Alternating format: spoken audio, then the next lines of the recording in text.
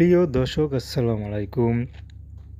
দর্শক আপনাদের প্রীতি ও শুভেচ্ছা জানিয়ে শুরু করছি আমাদের আজকের প্রতিবেদন। তো দর্শক আজকে আমরা এক অসহায় মেয়ের গল্প তুলে ধরব, যার নাম হচ্ছে রেশমি। রেশমির বাবা মা কেউ নেই, ছোট থেকে নানির কাছে কোলে পিঠে মানুষ হয়েছে। তো রেশমির নানির একটি চায়ের দোকান ছিল, সে চায়ের দোকানটা রেশমি চালাতো। তো বর্তমানে রেশমি সেলাই মেশিনের কাজ করে, কারণ বিয়ের বয়সী মেয়ে চায়ের দোকান চালাতে গেলে অনেক লোকেরই সাথে অনেক বাজে কথা শুনতে হয়, কুনজরে পড়তে হয়।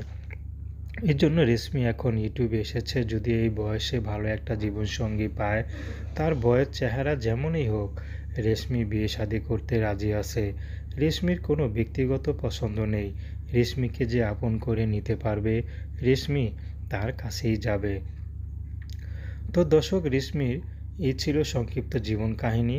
তো রেশমিকে জিজ্ঞেস করা হয়েছিল তার বাবা মাকে তিনি দেখেছে কি না। তো তার নানির কাছে শুনেছে তার বাবা মা তার জন্মের পরপরেই মাটা মারা যাওয়ার পর বাবা আরেকটি বিয়ে করে চলে যায়, তার আর কোনো খোঁজ খবর নেয় না। তো দর্শক, এখন রেশমি চাচ্ছে বিশ্বস্ত একজন মানুষ যে তার সারা জীবন তার পাশে থাকবে, তার দুঃখ কষ্ট একটু শেয়ার করে নেবে, তাকে কখনো ছেড়ে যাবে না।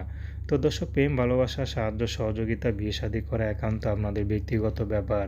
আসুন আমরা ৫ ওয়াক্ত নামাজ পড়ি, দেশের সেবা করি। আসসালামু আলাইকুম।